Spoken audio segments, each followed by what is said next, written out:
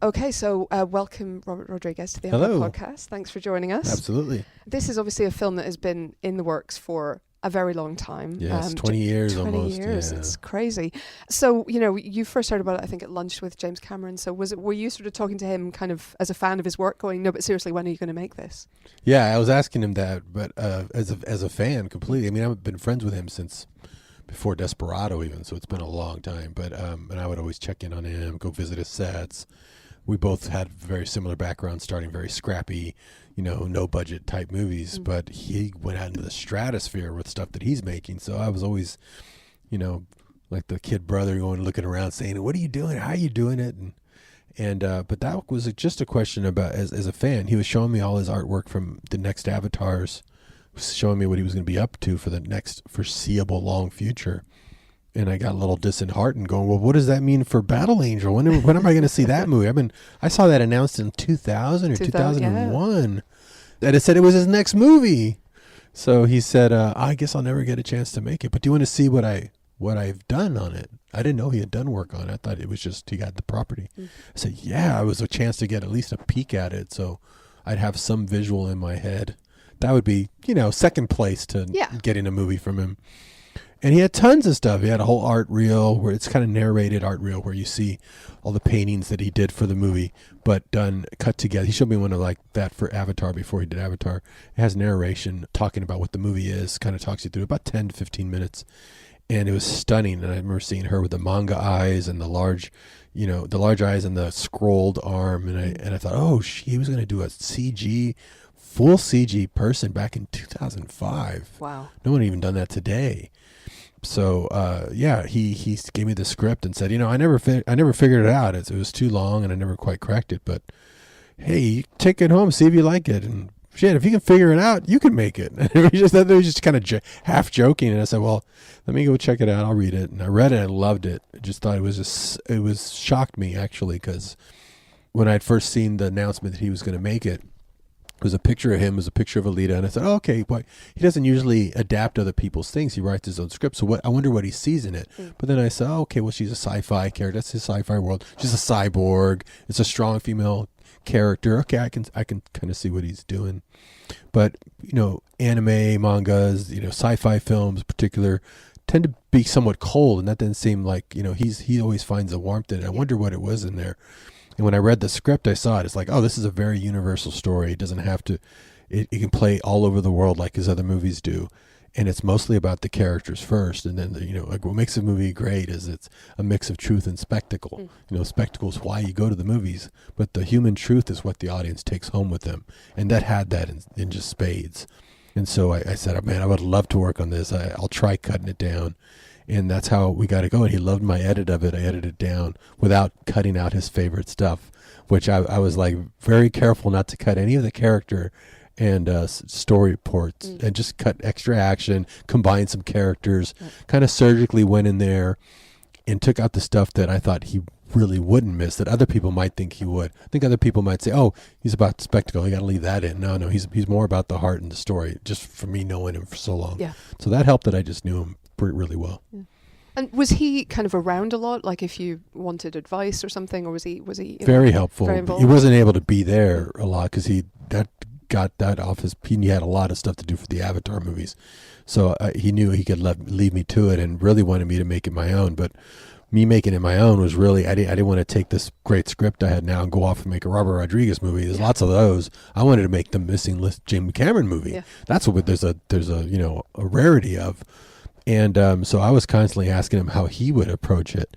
And he said, well, for me, best advice, he wasn't even giving me advice. He was just telling me his philosophy.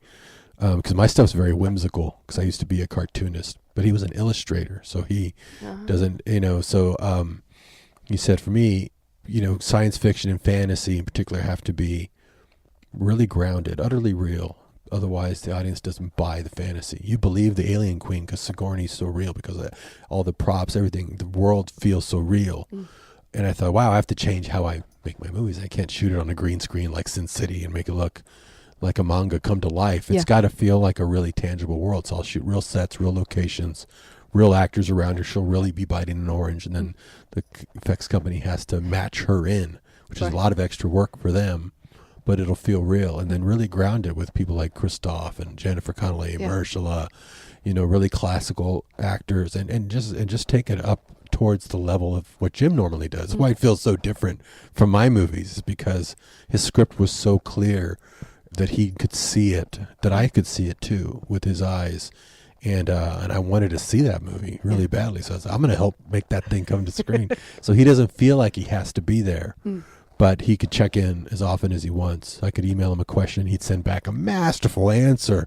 There was like a film school. I mean, it was so great. That's awesome. There's a couple of things I want to ask you about there, but let's start with the casting, because I mean, you've got relatively unknown Rosa in the lead. Like, she's done some great stuff in the Scorch Trials and Maze Runner films, and I think she was in Divergent as well. So she's got a bit of a background with these big films, but this is a whole other level. Oh yeah, this is all on her. It's a technical challenge, but she's so great that it would all disappear. The technology would disappear, and with her, you'd have a helmet on and this whole suit and a backpack, and it would just be her coming through. It almost like neutralized her in a way, so where she didn't have to worry about costume or anything, just be from the inside out playing the character, which is the best. Yeah. And then how about like you said, Mahershala and Jennifer and Christoph around her? I mean, 3 Oscar winners. That's kind of an embarrassment of riches. I know, and it's so amazing to work with people like that. Whenever I've had like actors of that caliber, I mean, you really can tell the difference. I mean, they're so well trained and professional. They help you so much because they just know the job, and they can come in and effortlessly become someone else. They're always super collaborative. They love to be directed because they know that they are, they've achieved such a status that sometimes someone might not want to direct them so much because they're a little intimidated. And you just, they invite it there, and they try to really break the ice and say, no, come tell me what you think. I don't want to just do myself. I want to be pushed to try other things. And I always have helpful suggestions on how to combine this or make this scene work a little bit better. So always really welcome to have people like that. And you've got some of your sort of old collaborators in there as well, Jeff Fahey and Michelle Rodriguez, I guess, as well. Well, Jim had worked with her too on Avatar. Of course, yeah. So we both knew her, but that was like the first thing we said. We should get Michelle Rodriguez to play this role. We both love her, and she would be the sensei to Alita. She's so badass. It's so funny. Yeah, so she was great. Jeff, there was a small role for like a cowboy cyborg. And I thought, wow, the artwork even kind of looked like Jeff Fahey. I said, I should get Jeff in there. Jeff would show up with bells on. He always is helpful, no matter what it is, no matter how small a role or big a role. He's always right there. Yeah. And cyborg dogs is something I haven't seen. And I thought, you're going to have some cool cyborg dogs around you that'll look totally real, like they're really there. Yeah. And they're fantastic. And there's so many great details in the movie. The Weta guys just, are on a whole, talk about Oscar winner. You talk about Oscar winning actors. It's an Oscar winning, deservedly so, effects company. It's just like with the actors, they set the bar so much higher than you could ever set for them. So if they sent me an effect shot, I would say, wow, that looks great. Maybe we should work on this corner of the mouth. And, we got 40 other things we need to do with this. We need to do this. I mean, they set their own bar. They're trying to achieve something far beyond what you could ever ask for. So that's like incredible. I'm not used to that at all. I'm always like battling with effects companies. Like, no, you're not finished yet. We got to still fix. Okay, well, at least fix that. No, these guys do that on their own. They're still upgrading shots even when you're signed off a long time ago. Yeah. They're like, oh, no, we're not done. I was going to ask about just the scale of the effects, because you've obviously got a huge amount of effects experience, but is it different when you've got, just such detail on someone's face and so many characters with cyber parts? Does that sort of shift the kind of the focus of the effects for you? I mean, there's a lot of detail for sure. What it said, there was more detail in just one of her eyes than there is in all of Gollum. More polygons and detail. And also the type of effects we're doing. A lot of, like I said, the movies, my stuff tends to be somewhat whimsical. So you can get away with certain things. Not with this. I mean, Jim is very much one where that arm doesn't look like it wouldn't really move like that. It wouldn't attach there at the clavicle like that. We need to redesign that. Because I don't buy it. It pulls me out of the movie. I don't believe it. So their effects had to also look like it could work. So it wasn't just the great detail to just the facade. I mean, it actually, from an engineering level, you're talking about Jim is an engineer. So it has to passed that test as Yeah, well. yeah. So yeah, with so much stuff to create, you needed a team that was going to be just on it. And how about creating Iron City as well? So you built that basically in the backlot. Yeah, I got like 90,000 square feet of Iron City in my my parking lot back in Austin. It's the largest standing set in all of the United States because most sets get knocked down after a movie. We built it to last like 15 years, and you can walk right out of my office into Iron City. And Jim was even a little jealous. He goes, "I'm kind of jealous that you can walk out of your office right into your set like this. I never had an office that walked right into the main set." But it was needed to be very tangible, needed to feel very real. So we had to build it so that when the actors are there, they feel like they're in a real environment. It helps makes it more relatable. What was the most difficult scene then for you to shoot or to nail? What was the most difficult scene?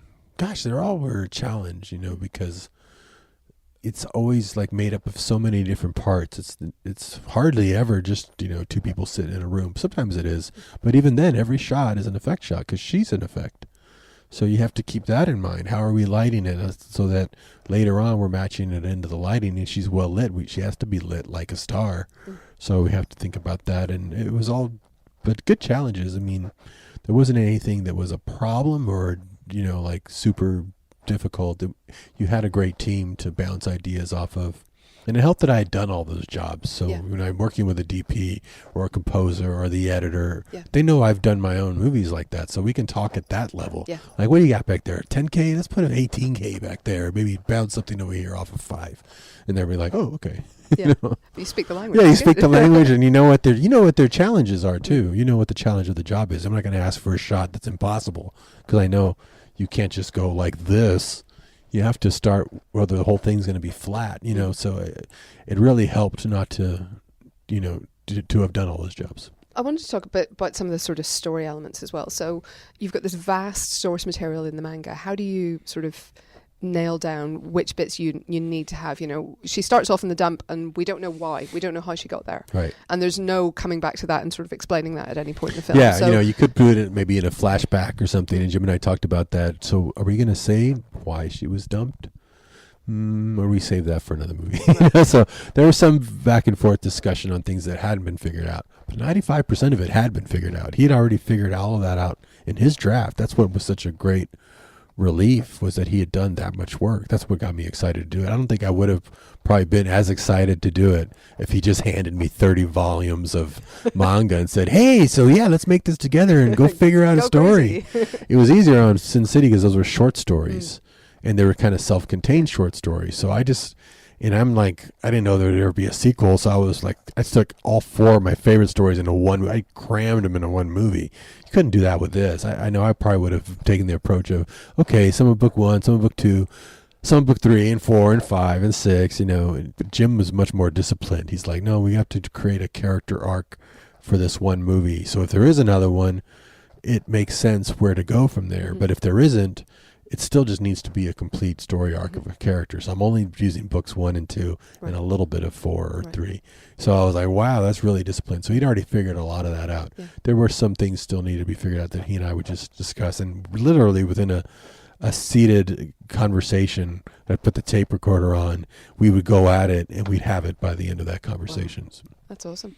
It's very sharp. I think on the same sort of note, and it's maybe the same issue as, the decision to kind of keep both the hunter-killer aspect of her story and that sort of quest to do that, but also the sort of flirtation with Motorball as well and the sort of the interest in that. So, I think some films would have chosen one or other. Right. Was it important to you to kind of keep both there? Yeah, I kept both in. In fact, he had done a draft after that with another writer where he'd taken out the whole Hunter Warrior aspect of Ito.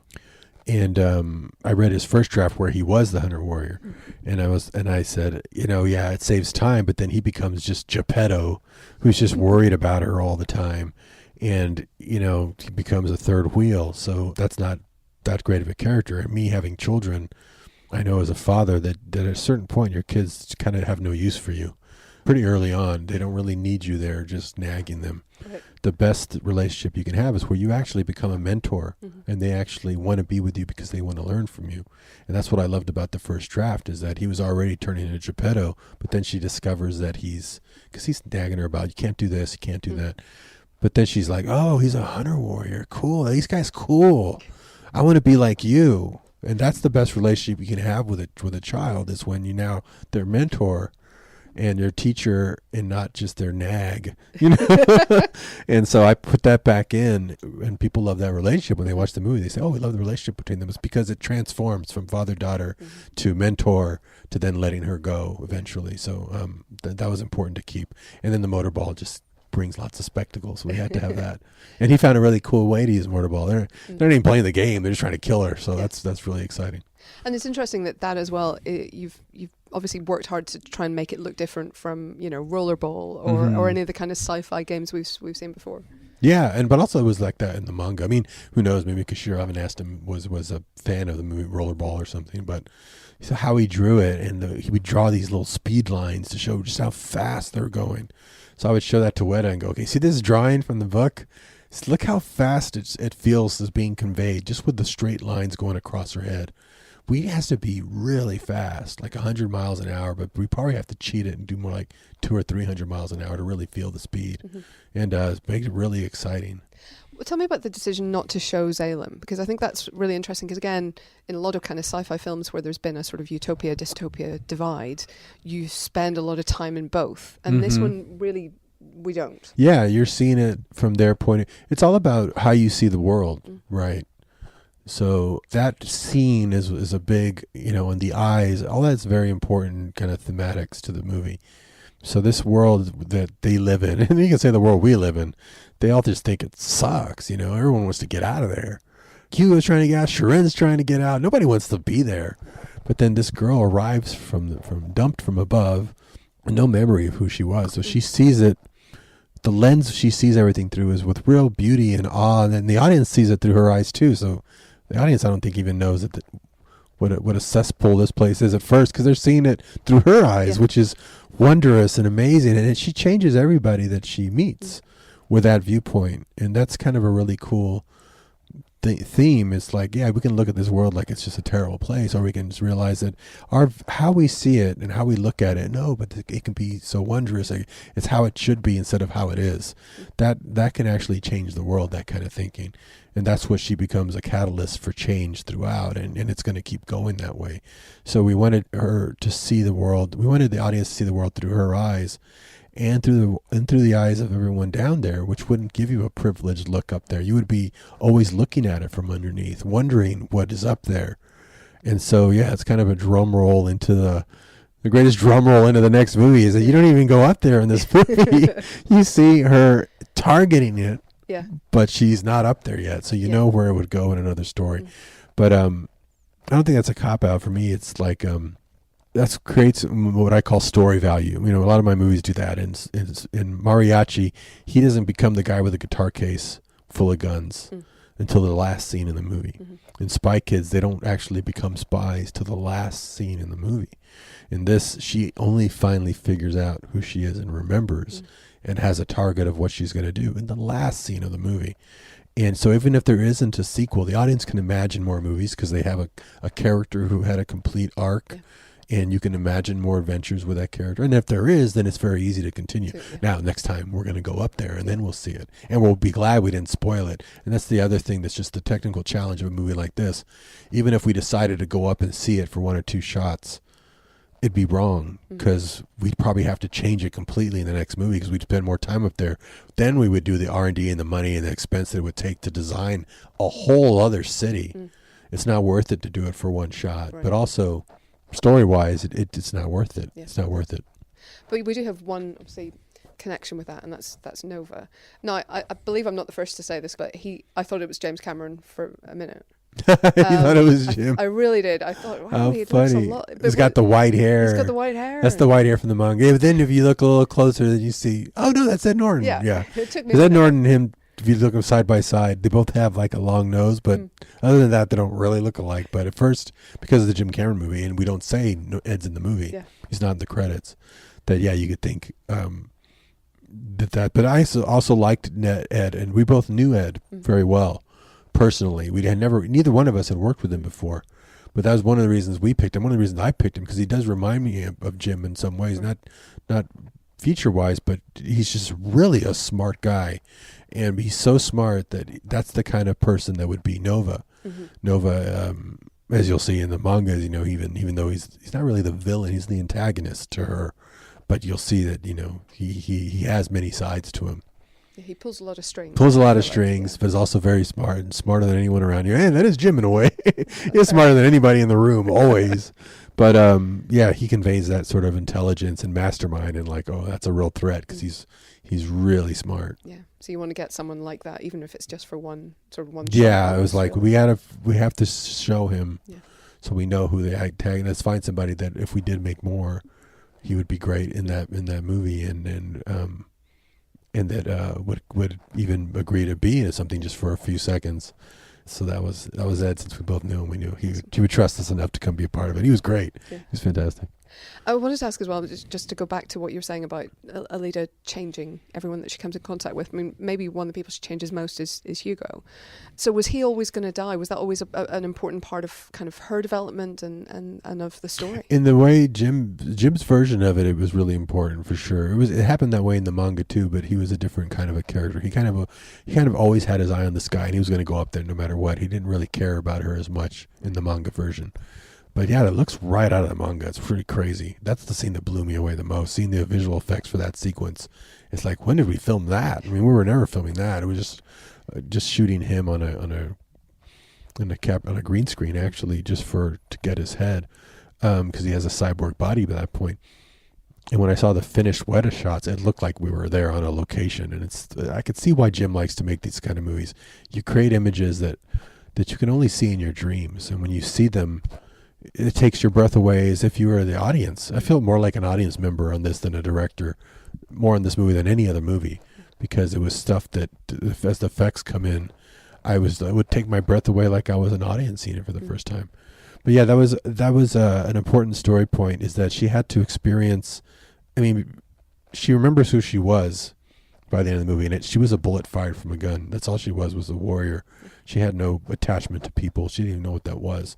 So her growing up like this was a chance at a second life, having a father, meeting a boy, falling in love, understanding. She can't go back to being a warrior after that. So when she goes forward in life, she's got this life experience. Before she was supposed to take down Zalem, which would have killed everyone down there. She didn't hesitate. Yeah. So now she would hesitate because she knows what that means, because she's lived there. So she had to kind of have love and lose it in order for her to go on to the many, many, many chapters of her life. This was just one chapter, Yeah. So it's all part of that continuous evolution. Yeah. If you do another one, do you have a sort of a road work, sort of a path? Well, Jim, on any movies anyway, even if he's not going to make a sequel, doesn't just write the one. He maps out several other movies, like at least 3 in a trilogy of some sort, just so he would know what not to include, right? What needs to be included, what you would save it for. But it's pretty loose, we could go figure it out. It wouldn't take too long to figure it out, but it's not like it's already written at all. It was really just like, well, we got to get people's asses in seats for this first in droves in order for there to be another one. So hopefully, the audience goes and supports it. We get to go see what's up there finally. That would be fantastic. We'd love to do that. Yeah. And he's got enough notes in his 600 pages of notes he gave me that we could craft something together pretty quick. Yeah, you must have a fair amount there to work with. I have a lot to work with. Awesome. Well, listen, thank you very much. Thank you. Best of luck. So we're joined today by Jon Landau. Thanks very much for being here. Thank you for allowing me to be. This has been a long time coming. Is it a relief almost to have this off your to-do list? It's not a relief. It's rewarding. It's something. We make movies to be shared. And now we're finally getting to share our little girl that we've spent 20 years raising. And, it's interesting. When I even talk about when we were looking to find a director, once we realized Jim couldn't direct it, I tell people we want to find a director that we could parent this child with together. Right. And so now this is our child's coming out party. sort of Quintian era or Yeah, exactly. a debut. So was it sort of difficult to get James to hand it over, or was it a matter of him realizing himself, look, I'm not going to have time? In 2005, Jim was really torn whether to do Avatar as a director or to do Alita. He spent about a year trying to figure that out. And he ultimately, as history shows, chose Avatar. Which worked out quite well. And then we realized that Jim was going to be in the Avatar directing business for quite some time. And we slowly started to talk to a handful of directors, none of whom were that right partner. Because again, we didn't want to turn it over. And then out of a social lunch with Robert, 3-hour social lunch Jim had. Very social. At the end of it, Robert said, well, Jim, if you're only going to be Avatar for the foreseeable future, what happens to movies like Alita? And a light bulb went off in Jim's head. And he said, do you have 15 minutes? And he took Robert and he showed him an art reel. That was about a 15-minute art reel that we had done in 2005. And we had actors come in and do voiceovers and all this. And Robert saw the art reel. Oh, my God. He said, that's great. Well, then Jim reached into his closet and pulled out an 186-page script that Jim had written, which we all knew was too long. And Jim, if he was going to direct it, was going to cut it down. And then he reached in again and pulled out 600 pages of notes and said to Robert, if you can crack the script, you can direct it. And Robert, in something that I think is relatively unprecedented, he went off with no deal in place. Wow. And he worked for 4 months. Wow. And he came back and had reduced the script to 128 pages. Uh-huh. Now, I think Jim's reaction was, everything I like is going to be gone. And Jim read 15 pages. He goes, okay, my favorite thing's coming up.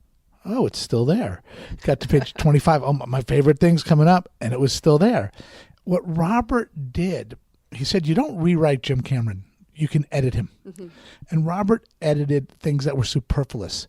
But all of the heart that Jim had written in the story, all the character beats, Robert found a way of keeping. And that was the best way to really show Jim and I that he saw the movie the way we did, and let's go for it. Yeah. I was going to ask, what was the key to him getting the job? I think that was the key. Yeah. First, look, the interest. If Robert had come back and the script wasn't there, we wouldn't have done it. Or if the script had been changed, still a good script, but he had changed. But he did. Movies, to me, are about the themes.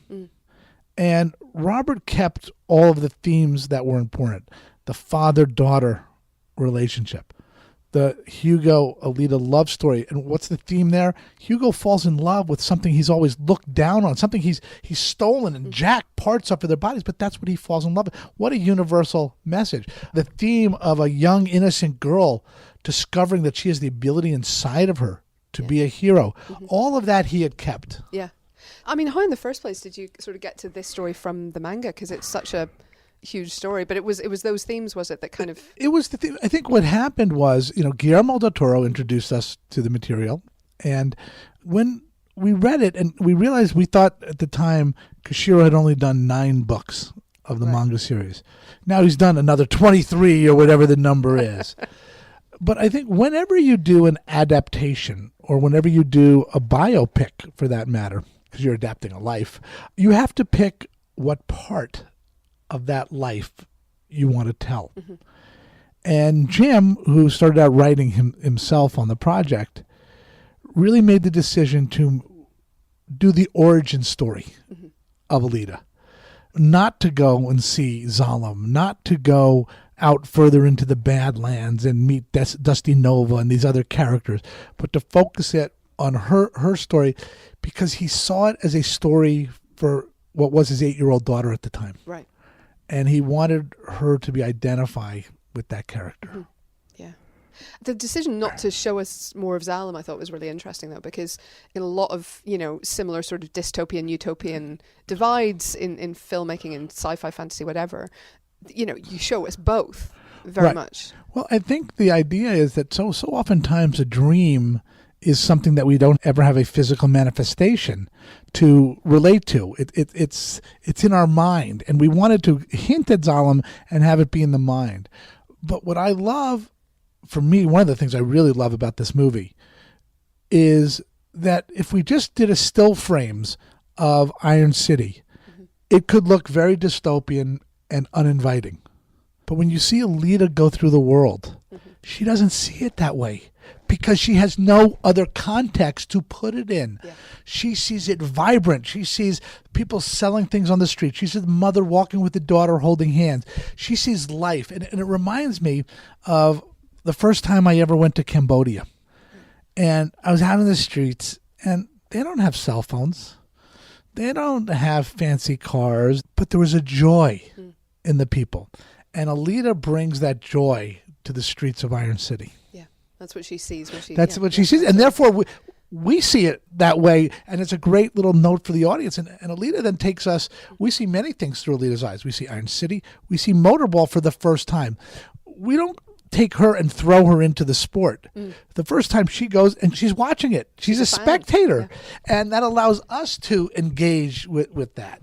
Tell me about then the casting, because it's obviously really important to get Rosa there as Alita and have someone who can give her that heart. No, people go, John, are you glad it took you 19 years and the technology got to a point where it got to? I said, I'm glad it took 19 years because we found Rosa Salazar. Right. Because she embodies this character.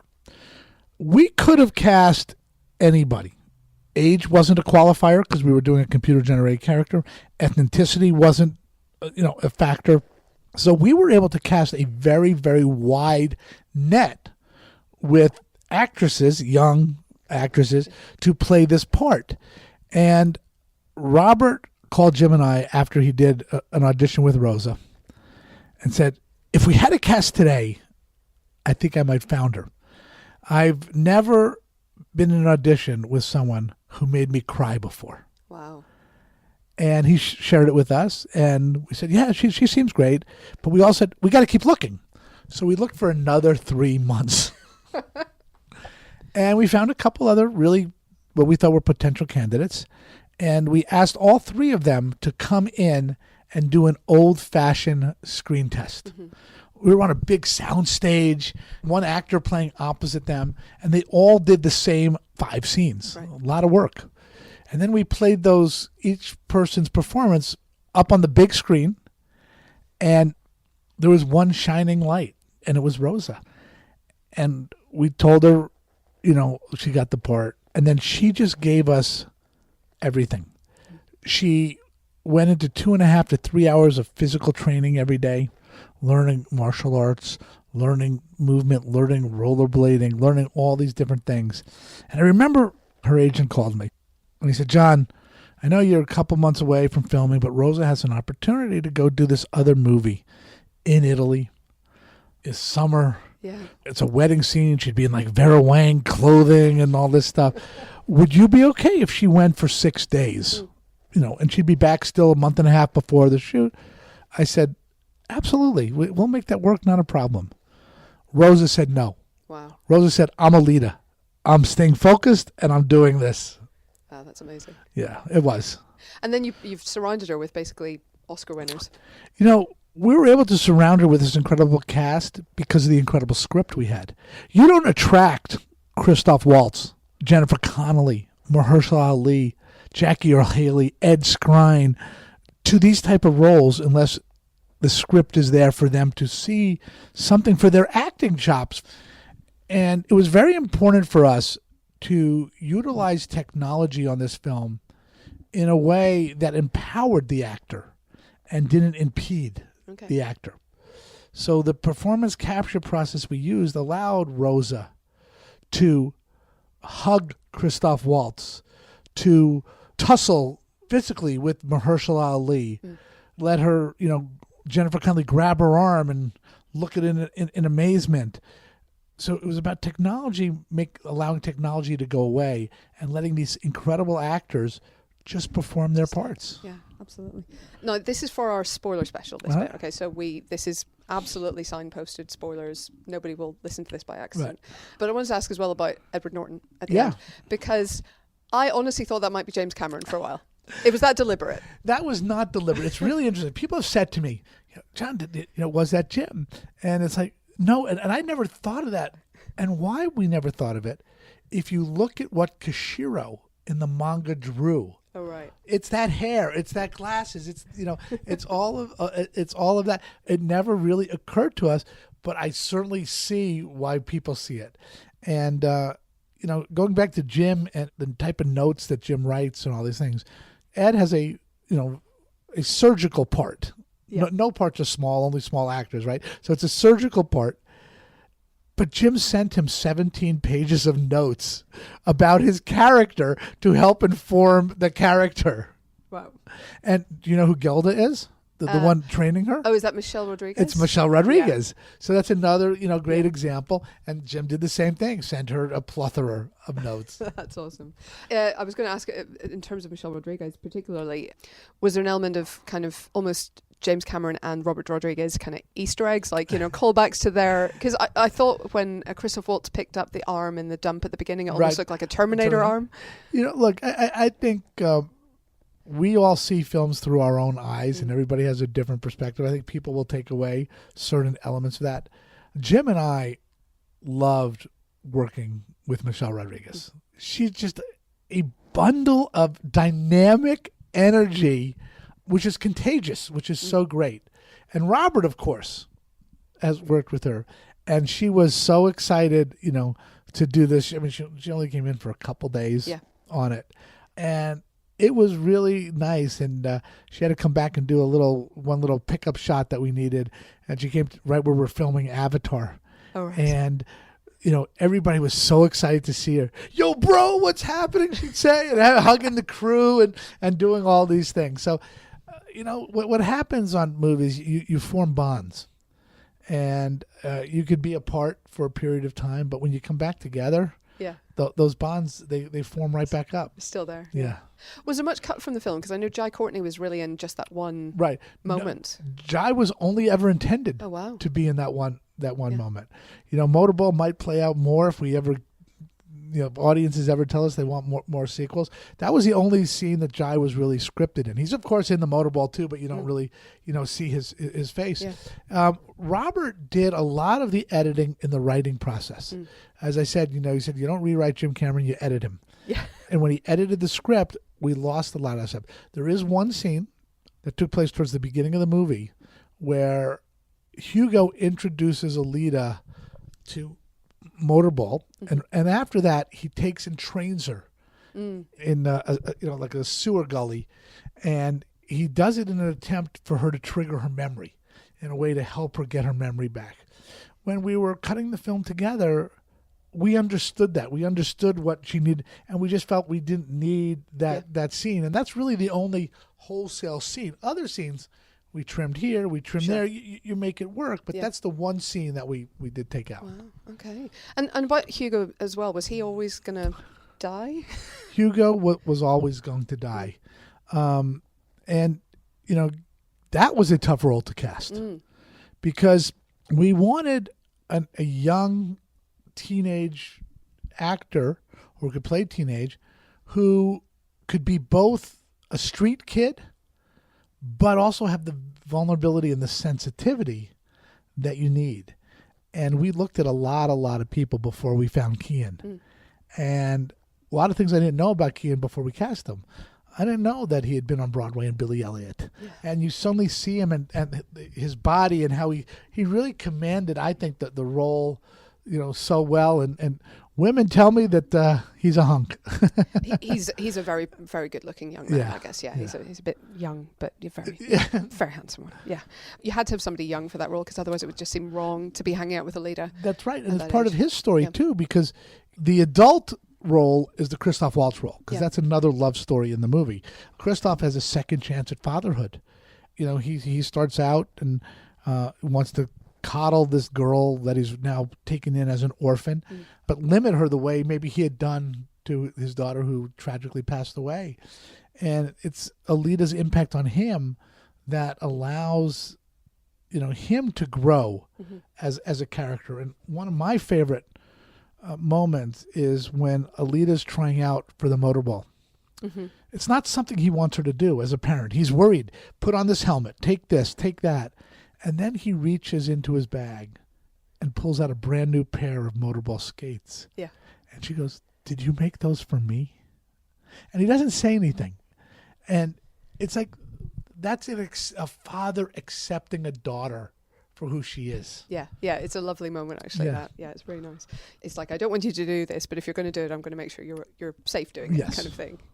In terms of the motorball, was it important to have that thread as well as the sort of the hunter killer, thread, which seems more obviously plot related, but I think they both kind of tie in.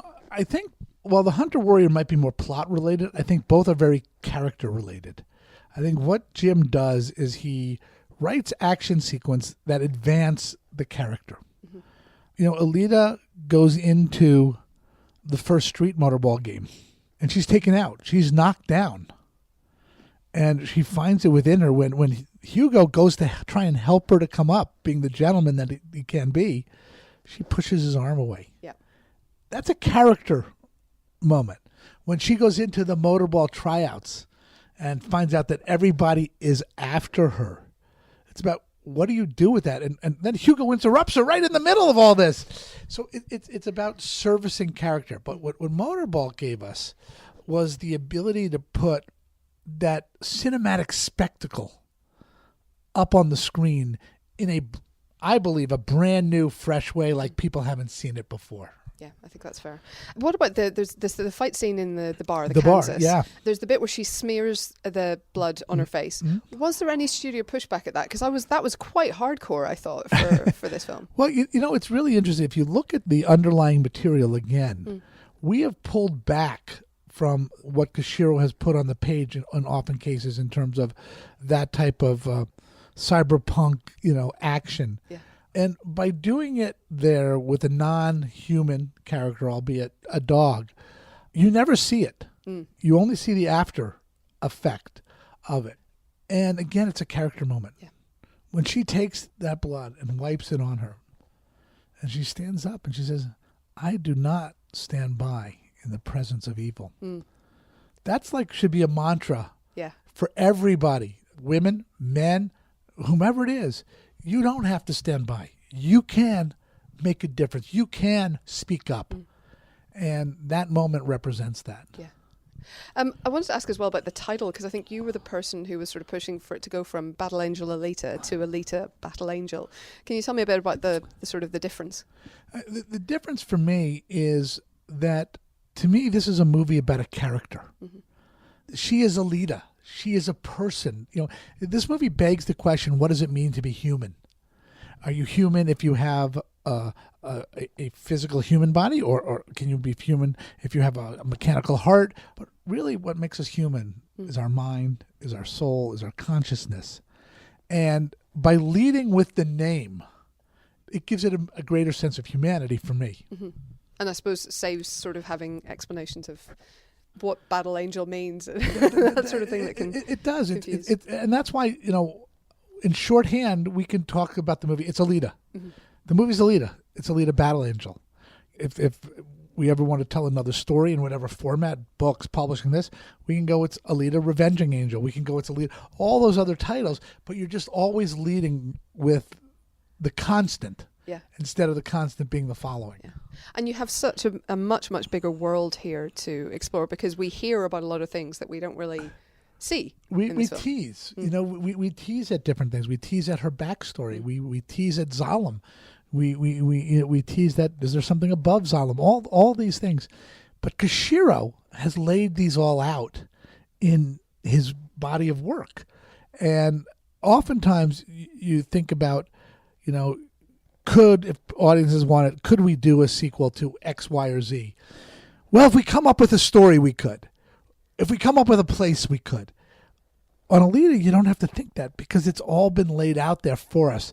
Alita's character, Koshiro, develops over time. It never stops evolving and changing and learning from experiences.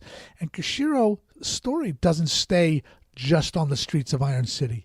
He expands his world in the graphic novels in ways that cinema could as well. I was going to ask, in terms of the beginning, how does she get on the dump? Is that ever sort of answered in the comics? Because I have to say this is one manga I haven't read. Right. I think it's all part of her backstory and the role that she played on Zalem, because really what goes in the scrapyard is the garbage from the city above.